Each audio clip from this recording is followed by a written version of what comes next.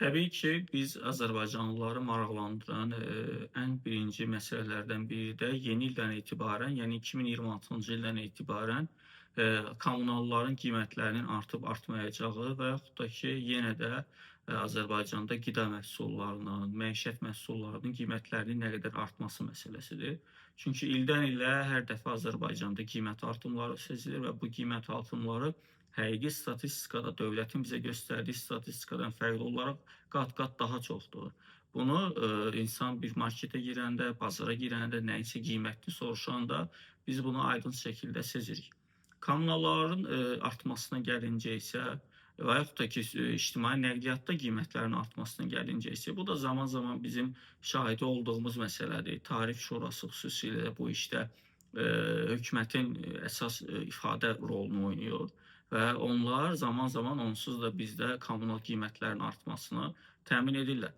Elə bu yaxınlarda dünən, səhv etmirəmsə, metropoliten rəhbərliyi tərəfindən bildiriblər ki, qiymət artıq 60 qəpik təyin olunmuş qiymət metronun istifadə edilməsi üçün balanslaşdıra bilmir və metro dövlətə ziyanla işləyir. Və bu da onu göstərir ki, artıq onların fikri var, növbəti ildən etibarən böyük ehtimal ki, ümumi ictimai nəqliyyatda olmasa da Bakı metropolitenində yenidən qiymətlər artacaq. Və bu da təbii ki, insanların cibindən gedir. Metrodan istifadə edən insanlar kimdir?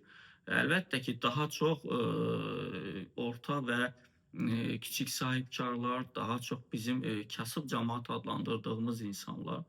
Təbii ki, metrodan biz hər hansısa bir məmurların, məmur övladlarının istifadəsini demək olar ki, mümkün deyil və yaxud da ki, bu çox nadir hallarda ola bilər. Metrodan gündəlik istifadə edən insanlar orta və aşağı dərəcədə yaşayan azərbaycanlılardır, kasıb səviyyəsində yaşayan azərbaycanlılardır və bu da birbaşa onların cibinə təsir edir.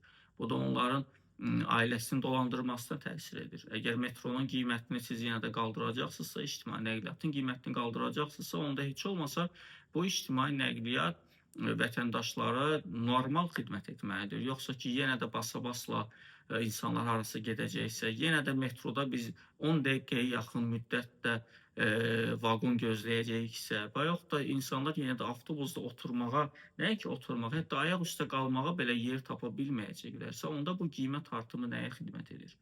Qiymət o zaman baha olur ki, xidmət onun qarşılığını verir. Sizin xidmətiniz də onun qarşılığını vermir axı. Bizim ümumiyyətlə dövlətə ödədiyimiz heç bir verginin biz qarşılığını əslində almırıq. Digər qurumlar olsun, Azərişıq olsun, Azərsu olsun, su təchizatı ilə bağlı da problemlərimiz var, işığın sönməsi ilə bağlı da problemlərimiz var. Vaxtaşırı işıq sönür və insanlar qaynar xətlərə zəng vuranda dəqiqələrlə gözlədilir, gözlədilmək bir tərəfə heç problemin həlli dərhal olmur, anındaca olmur. Azəristilik məsələsi olsun, siz təsəvvür edin ki, 2024-cü ilin noyabrında fərqli olaraq 2025-ci ilin noyabrı arasındakı qiymətlər təkcə istiliklə gedir. Qiymətlər arasında 300% fərq var. 300%, yəni bu çox böyük bir rəqəmdir əslində. Yəni 300%lik göstərici. Mən inanmıram ki, dünyanın hər hansısa bir inkişaf etmiş ölkəsində və yaxud da ki, Azərbaycan kimi inkişaf etməkdə olan ölkələr sırasında biz baxsaq, 300%lik artım 12 ay ərzində və mən düşünmürəm ki, belə bir faiz dərəcəsi hər hansısa bir digər bir ölkədə olsun. Amma bunun müqabilində Azərbaycanda minimum əmək haqqları da artmayıb növbəti ildə. Yəni dövlətin planlanmasında belə bir şey nəzərdə tutulmur. Ola bilər ki, 26-cı ilin sonraki aylarında, 2-ci rübündə və yaxud da 3-cü, 4-cü rübündə prezidentin sərəncamı ilə ölkə ərazisində minimum əmək haqqı artırılsın. Amma fakt ki, görünən budur ki, bu ən azından ilin 1-ci rübündə bu hal olmayacaq və bu da təbii ki, insanların cibinə təsir edir. Digər bir tərəfdən də minimum əmək haqqının artması, maaşların artması da bazarda qiymətlərin tənzimlənməsi gətirib çıxaracaq demək deyil. Çünki burada maaşlar artırsa, minimum əmək haqqı artırsa, bazardakı qiymətlər də avtomatik artır. Və bu yenə də insanların kasıblaşmasına gətirib çıxarır. Hətta maaş artımı ilə bazardakı qiymətlərin artımı da düz mütənasib deyil. Orada da kifayət qədər fərqlər var. və bizim hal-hazırda əsas dövlət olaraq Azərbaycan iqtidarı, yəni Azərbaycan Partiyası hakimiyyəti dövlət olaraq öncə onu düşünməlidir ki, biz necə edək ki, insanlar özləri daha çox pul qazansınlar. İnsanlara daha çox dövlət pul verməklə bu işin həll olunması da çıxış yolu deyil axı. Sosial müavinətlər, ümumiyyətlə ölkədə baş alıb gedən korrupsiya halları araşdırılmalıdır. Hər şeydə bizdə artıq korrupsiya var və bu korrupsiya iqtisadiyyatın inkişafını da əngəlləyir. Bu korrupsiya sistemin doğru işləməsini də əngəlləyir. Zaten bizdə siyasi sistem, iqtisadi sistem çox bərbad qurulub və illərdir təkcə neftdən asılı olan bir iqtisadi siyasətimiz var. Kənd təsərrüfatı sıradan çıxarılıb, bizim aqrar sahəmiz demək olar ki, məhv edilib və buna görə də insanlar artıq kəndlərdə, bölgələrdə yox, məcburən iş dalıyca, iş tapmaq üçün, pul qazanmaq üçün şəhərə axın edir. Və bu da şəhərdəki həyatı bərbadlaşdırır, şəhərdəki həyatı sıxlaşdırır və şəhərdə artıq işçiyə tələbat məsələsində artıq qiymətlər də aşağı düşür. İşçinin qiyməti aşağı düşür, yəni demək istəyirəm.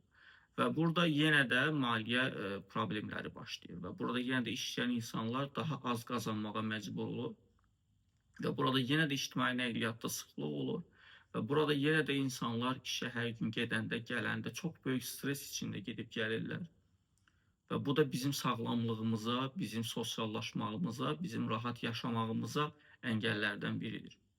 Burada mənim demək istədiyim budur ki, bizdə ölkəmizdə hal-hazırda problem köklüdür, problem sistemlidir. Burada nəyinsə həlli 1-2 addımlıq belə deyil. Azərbaycanda problemlərin başında birinci problem bizdə korrupsiya durur. İkinci problem bizdə seçki sisteminin olmamasıdır. Üçüncü problem bizdə təbii ki, hüququn olmamasıdır. Hüquq var, amma praktiki olaraq o hüququn icrasında problemlər var. Yəni qanunlar var, amma qanunların əmələ keçməsi, qanunların praktiki olaraq həyata keçməsində problemlərimiz var. Və məhkəməsi azad olmayan bir ölkənin təbii ki, iqtisadiyyatı da azad olmaz. İqtisadiyyatı azad olmayan bir ölkənin təbii ki, siyasəti də azad olmaz. Sovet siyasəti azad olmaz deyəndə biz təkcə xarici siyasəti nəzərdə tutmuruq. Ola bilər ki, bəli, bugün Azərbaycan artıq öz ərazi bütövlüyünü təmin etdikdən sonra dünyada xarici siyasət amilində daha müstəqil oynasın, daha müstəqil çıxışlar etsin, pozisiyalar seçsin.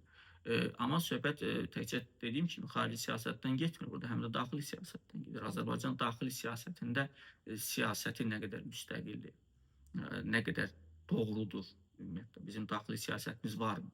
Azərbaycanda siyasi partiyaların fəaliyyəti, vətəndaş cəmiyyətinin fəaliyyəti, dövlət siyasət münasibəti necədir bizdə? Qanunlarda siyasətçilərlə bağlı məsələlər necədir? Baxın, bunlar çox önəmli məsələlərdir. Təbii ki, bunlar həll olunmadan Azərbaycan xalqının rifahı da həll olunmuş hesab etmək olmaz. Çünki bunlar hamısı bir-birinə bağlıdır. Əgər Azərbaycanda azad məhkəmə yoxdursa, siyasi azadlıqlar yoxdursa, Azərbaycan iqtisadiyyatının da inkişaf etməsi sual altında olar. Azərbaycan iqtisadiyyatına təbii ki, monopoliyalı olacaq. Və Azərbaycan siyasətində hakim partiya olan partiyanın təşəbbüskarları, onların dəstəkçiləri və yaxud da ki, onlara müəyyən yerlərdə yaxın olan kəslər monopoliya alacaqlar bir sıra sahələr əlinə və necə ki, bugünkü Azərbaycanda bu var.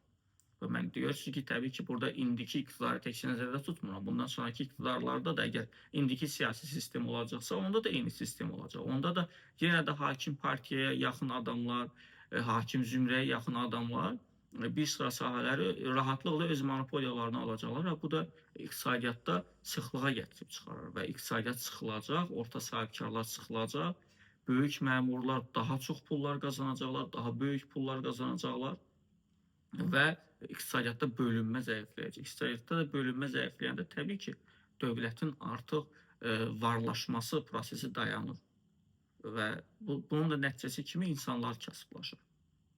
Azərbaycanda bu dəqiqə həll yolu da təkcə maaş vermək, maaş artırmaq da deyil. Öncə iqtisadi azadlıqlar yaratmaq lazımdır Azərbaycanlılar üçün. Və Azərbaycanlılar imkan yaratmaq lazımdır ki, şərait yaratmaq lazımdır ki, bizim insanlarımız işləsin, pul qazansın, nəyəsə yatırım etsin, kiçik və orta sahibkarlara dəstək olmaq lazımdır. Kimlərinsə tanışlığı ilə olan kiçik və orta sahibkarlar yox, kimlərinsə 50'nin altında olan kiçik və orta sahibkar kostyum onlara geyindirib onları bir obraz kimi irəli çəkmək yox.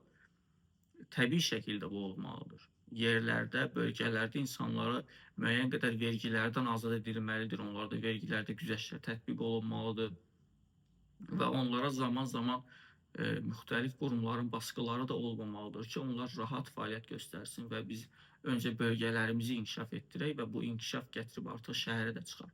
Kənd təsərrüfatımızı biz inkişaf etdirməliyik.